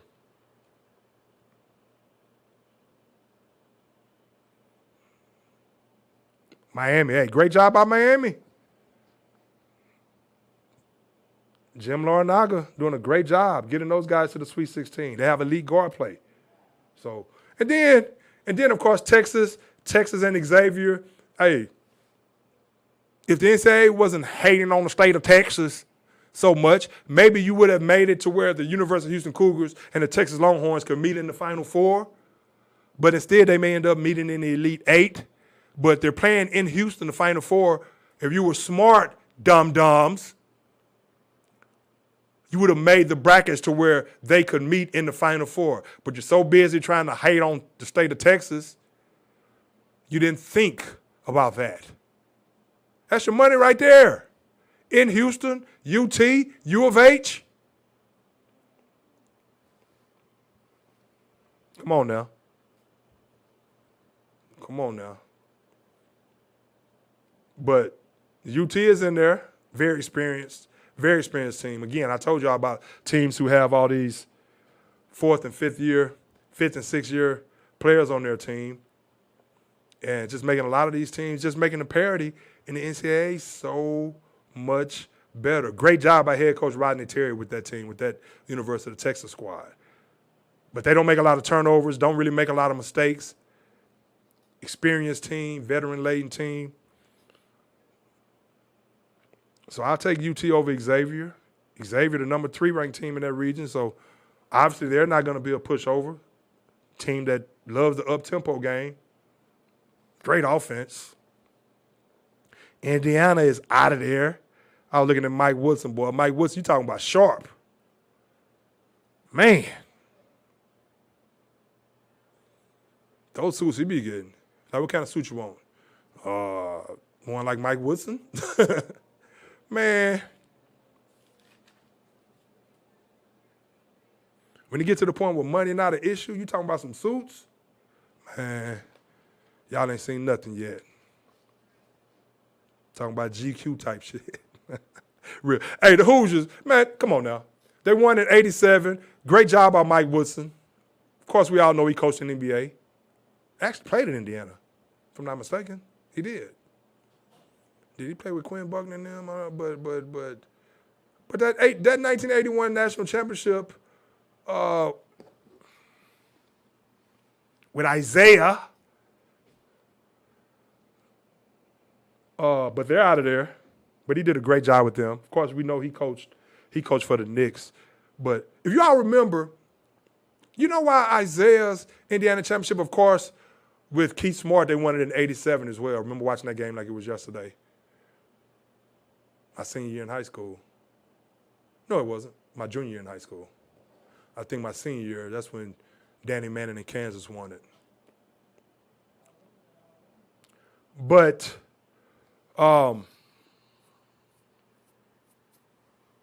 somebody just texted me on my phone right there, and it kind of but Indiana. Isaiah Thomas, his national championship flies under the radar so much. Indiana 1981. Do you all know why? That 1981, and let me see. Mike Woodson. Did he play on that team? Let me see. But you know why that flies under the radar so much, that 81 championship? March 30th, 1981. They won that national championship against North Carolina, Isaiah Thomas, the Isaiah Thomas-led Indiana Hoosiers, who dominated teams all in the tournament. But if you notice, that championship flies under the radar. It doesn't get as much notoriety as some of these others. You know why? That game just happened to be on the same night that the President Reagan assassination attempt occurred. How unfortunate was that?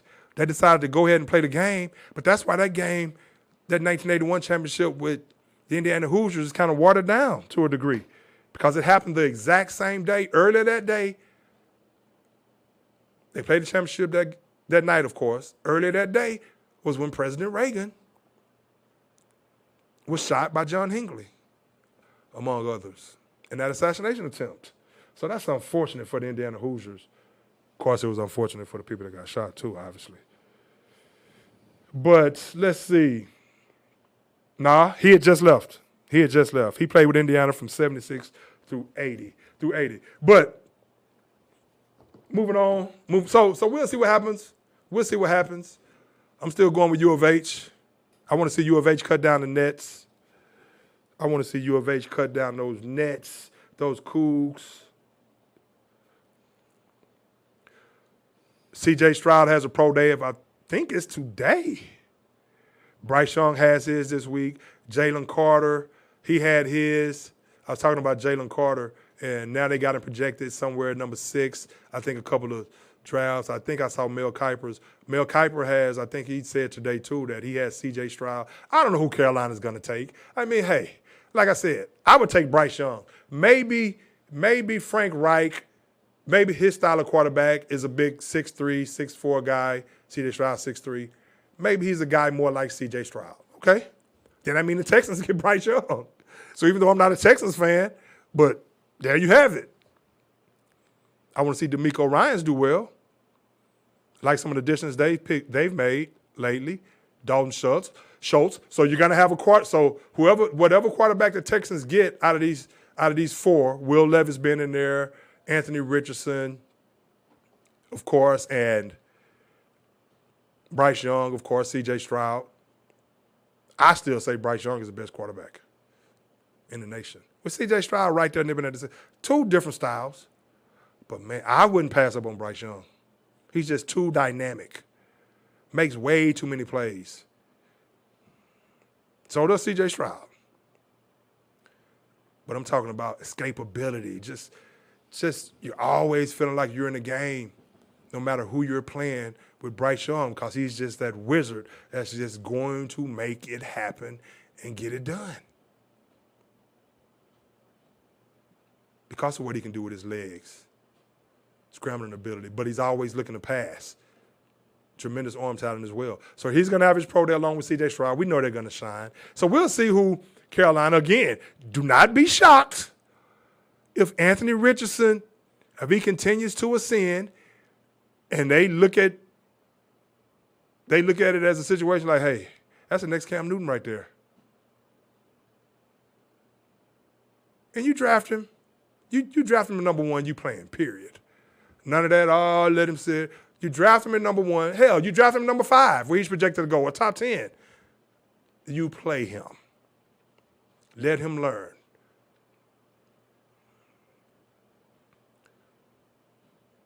And shit, Cowboys, I mean, Jerry Jones, Anthony Richardson looked so damn good at the damn combine, and his upside, again, when I saw him early in the game, early this season, I said, that's the number 1 pick right there. I think it was the first game of the year. Then, of course, he came back down to earth. Of course, he's only started 13 games, so he was inconsistent and throwing intercept, just doing things that an inexperienced quarterback would do. But the talent is unquestionable. Man, how about the Cowboys trading up and getting this guy? Of course, it's not going to happen. But you can see Jerry Jones right now. I saw a video where Anthony Richardson, 6'4" and a quarter, 245, ran a 4.43. Did all his drills to perfection, cannon for an arm. They showed a video where he was standing still and just jumped and did a backflip. You know how your boy Tyreek Hill does that backflip? Standing still did a backflip. I said, that's a number 1 pick. Man, could you imagine Jerry Jones watching that in the film room on draft day? Him and Steve and Jerry Jones, rewind that back to that. He'll mess around and make Jerry Jones trade up, man. Rewind that backflip one more time. Man. So don't be surprised if Frank Reich does something like that. But most of these guys now are saying that they think C.J. Stroud's the leader in the clubhouse. Again, I would take Bryce Young, but Again, maybe Frank Reich's system. But, man, Bryce Young can fit in any system. I mean,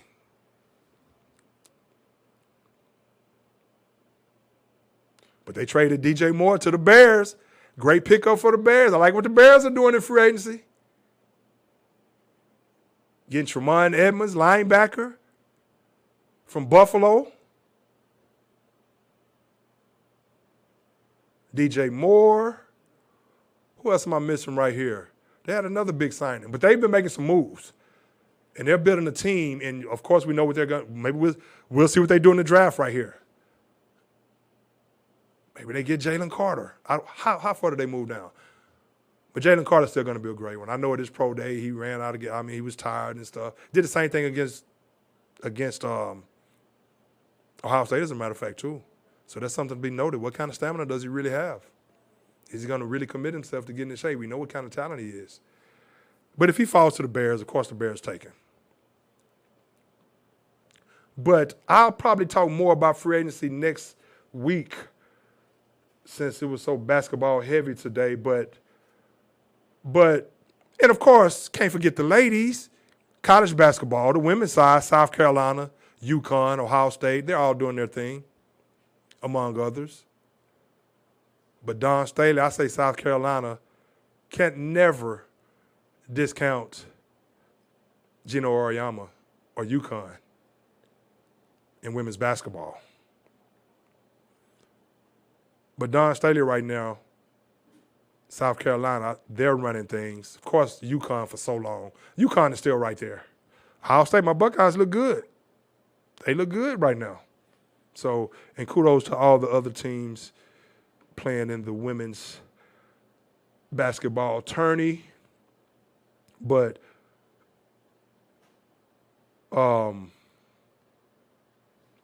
yeah, so we'll see.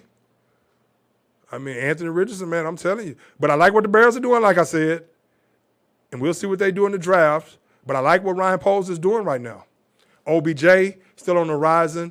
Again, it's hard to come back from 2 ACLs. I don't know what he's demanding. Just like I don't know exactly what Lamar is asking for. There's no real need to really get into that tonight on the 2-hour show. No need to really get into Aaron Rodgers' situation. He's probably going to end up with the Jets. I told y'all he was not going to pass up $60 million.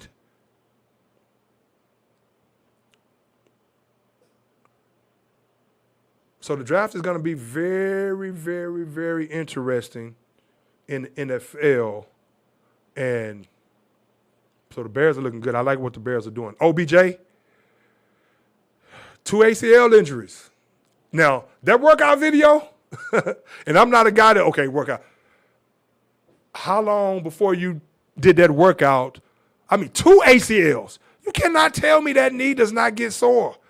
The technology these days, I don't know. Some of these guys, they probably have it to where that knee has to get sore. 2 ACL, 2 reconstructions on the same knee. But watching Odell Beckham Jr. in that workout, he was moving very well. Cutting off that leg, planting off that leg. Of course, it's in a workout, so you can gauge when you actually ramp it up. I mean, maybe he sat out for 3 days, made sure that knee wasn't sore, went out there and did his thing. The thing is, with a situation like him, I don't know how much money he's asking for, but with a situation like him is 2 ACL surgeries. Video looks great. If that OBJ, if he can play like that every day, where that knee doesn't swell up and hinder him, again, how is that knee feeling the next day? We saw what you put on film, without pads on, of course. How is that knee feeling the next day? If that's a situation where he's moving like that, we saw the one-handed catches and all this and that, where he's moving like that, coming in and out of those breaks on 2 surgical repair ACLs, and then the next day he can do that again without being hindered because of soreness or swelling or something like that. You got to at least get this guy $10 million. At least. But of course the Cowboys now are not going to sign him. They signed Brandon Cooks. But it's tough, man, for a team. I mean, 2 ACLs. And I know he thinks he's a true number 1 threat right now. He's not a number 1 receiver anymore. He's about to be 30 years old. He could probably turn into one wherever he goes if he's as healthy, as I'm saying, as healthy as he looks, to where that knee doesn't hinder him again. How are you going to feel after training camp on that knee? We're talking about 2 reconstructions on the same knee. So teams are looking at that. And that's why I told y'all when he hurt that knee, I was like, man, 2 ACL reconstructions? But I'll admit, man, he looks explosive on that video. But how does he recover? How does he recover day in and day out? I think if you're an organization, that's one of the main things you have to look at with OBJ, because he's a tremendous talent. But Brandon Cooks is going to help the Cowboys. Again, lost Dalton Schultz. It's going to help the Texans and their young quarterback in the passing game. Can't block worth a damn. Now I hope the Cowboys, if they don't get Bijan, of course, Zeke, they cut my boy Zeke, released by the Cowboys. Zeke, the third leading rusher in Cowboys history, had 4 years remaining on a massive 6-year, $90 million deal. Wow. He was arguably the worst running back in the NFL last season. Yards per carry, 3.8. And you know I'm a Zeke fan, but he may end up with the Texans as a spot duty back, third down back, something like that. I can see that, and I want to see Zeke get another shot. 3.8 yards a carry, tackles avoided, 32, worst in the league. He's never been a guy. We all know it. I've said it. I don't know. He's no Barry Sanders. He's never been a guy that really shake and bake, avoids contact. It's almost like he seeks out contact.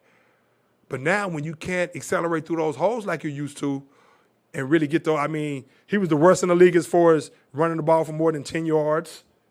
7.4% of runs that went 10 yards plus. So that move will be processed as a post-June 1st cut. Cowboys will see that $10.9 million in cap relief. They'll see that as a result. And they'll be left with about $5.82 million in dead money in this year's cap. So Zeke is out of there. But they signed Stephon Gilmore, which is a good move. That seems like they always get players toward the I would have loved – that's a good move. He's going to help. I would have loved to have gotten Stephon Gilmore 2-3 years ago, of course, but that didn't happen. But you get him now. I think he can still play. Of course, Trevon Diggs is going to take most of the attention anyway. He's going to take the best receiver. So it may work out to be a damn good move. But he's also a type of guy at this point in his career, if my boy Malik Hooker, hopefully Malik Hooker continues to ascend into the player that we know that he can be now that he's even more and more further away from those injuries that derailed his career early on after being a first-round draft pick from Ohio State. We saw the flash last year, some of the playmaking skills that we knew he had coming out of Ohio State. So if he can be that guy, but if not, you insert Stephon Gilmore at free safety. Man, find you another corner. But they pick up Devin Singletary, the Texans did, to go along with Dalton Schultz, of course. But Brandon Cooks is going to help in the slot. He can help outside. At first, I wasn't crazy about that move. But, hey, the more I thought about it, Brandon Cooks with a good team, a good quarterback, the right mind frame, he can still get open. He's only 30, still speedy. He's not a true number one, but you put him opposite CeeDee Lamb, you can work him out the slot. He can run any route, great route runner. So, okay. All right, Jerry Jones, I see you. I like that. But, of course, Derek Carr told you sign with the Saints.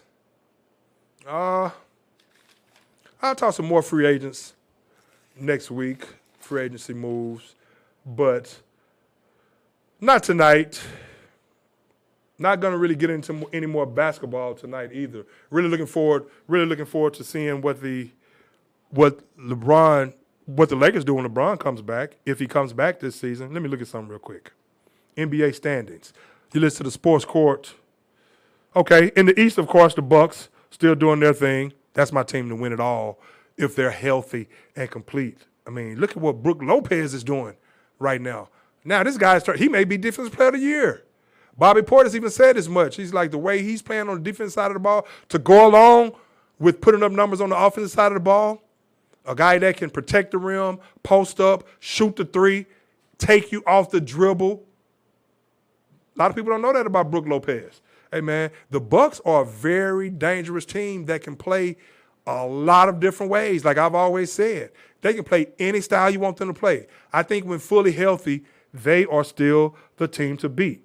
You know, I love Golden State if they're, again, we'll see what happens with Wiggs. But the Bucks are just too loaded, and Giannis is just too dominant, and the Bucks are just loaded. And they bring their hard hat, every game on the defense side of the ball. So you accompany that with tremendous depth, guys that can score from anywhere on the floor, tremendous defense, rim protection, rebounding, scores all over the floor, perimeter wing defenders, guys coming off the bench. I mean, the Bucks, Celtics, of course, the Celtics, still doing what they do, 5-5 in their last 10. Talked about the 76ers. The Sixers 48-23, 8-2 in their last 10 games. The Cavs have some talent on that team. They're going to be young in the playoffs, but they're going to be a tough out. And they'll be able to gain some nice experience as well. Of course, the Knicks, the Nets, I told y'all, Mikal Bridges, the Nets are not going to be as bad as people thought after losing KD and Kyrie. But think about this before I get out of here, too. Think about all the teams that's jockeying for position. Of course, the Hawks, not this year, but of course you have Quinn Snyder, and even though they've lost some games that they wish they could have back, but Quinn Snyder is still trying to find, after taking over for Nate McMillan, he's still trying to find his groove with them, get to know all the players, learn the rotation he wants, build his culture. So it's good that he got there this year to work out all those kinks this season. You have two great guards in DeJounte Murray and, of course, Ice Trae. But the Hawks, I don't think they do anything this year. Raptors are always scary. They're always scary with Siakam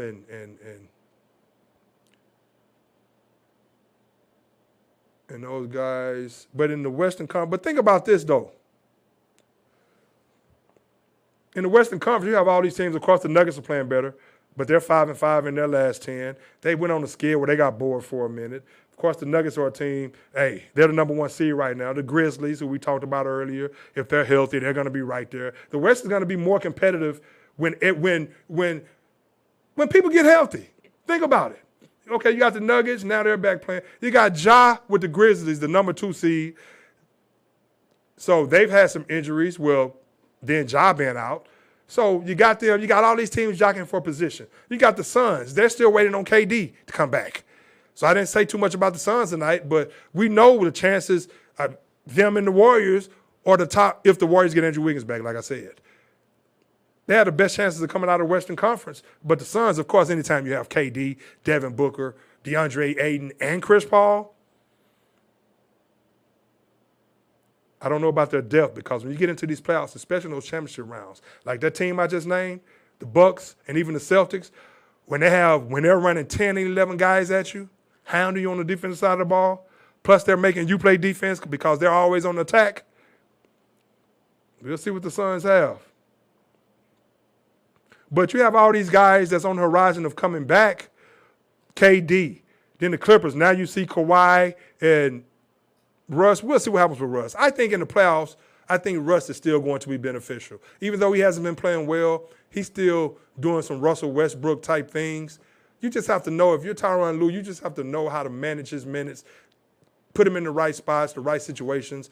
But I think I would take his talent alone, future Hall of Famer to go along with Kawhi, his style of play, being tenacious. If he can cut down, like I've always said for years, and many others, if he can cut down on the bonehead mistakes, making crucial turnovers, ill-advised shots, but you still want to turn Russ loose enough to where he can give you something in the playoffs to go along with Paul George and Kawhi Leonard. You still want him to have some flashbacks of the Hall of Fame Russell Westbrook. That's why you acquired him. So you still want him to rack up those assists. You just want Russ to play smart and under control. And I think Russ can help the Clippers. No matter how bad he's been, he's a terrible three-point shooter, terrible free throw shooter. But if Russ is constantly attacking the basket, if he's playing under control and not making stupid passes, and I know that's a lot, if he can do that. He has to hone in. But if you get what you can get from Russ, if he's on, I mean, you're getting a triple-double. You're getting points when needed. You're getting a guy that's attacking the rack, maybe getting some guys in foul trouble. You're getting a guy that's enhancing the energy of your team, even though he's never been a great defensive player. But Russ can be definitely beneficial. He can definitely be an asset to a team already loaded with talent. You can't tell me otherwise. So now they're starting to play. You got the Warriors, of course. You got the Warriors, again, if Andrew Wiggins comes back. Talking about these teams with players coming back on the horizon in the Western Conference, teams that are jockeying for position. T-Wolves, Karl-Anthony Towns, the Mavericks. You had Kyrie out for a second. Now he's back. You have Luka, who's been out. Maybe he's coming back in this game. So, of course, the Mavericks, they want to come into the playoffs with Kyrie and Luka, Hardaway Jr., and they're probably like, hey, it's a new season. Let's mesh and see what we can do. The Thunder are a team to be reckoned with moving forward, too. But, again, the Lakers, the Pelicans, I don't think Zion is coming back. But think about if you add a healthy Zion. Zion, dude, just cannot stay healthy. To the Pelicans. Think about where they were. Now they're sitting at 12. If they were able to get in, it doesn't look like he's coming back. Dude needs to get in shape and stay. Oh, my God. I know he didn't try to get injured, but hey. But hey, you know what? I'm going to get out of here. You all enjoy the games this week. Enjoy the remainder of the NBA season. This push, this jockeying for position in the Western Conference, Eastern Conference. Jose Altuve, baseball season, he's going to be out for 8 to 10 weeks, fracturing his thumb.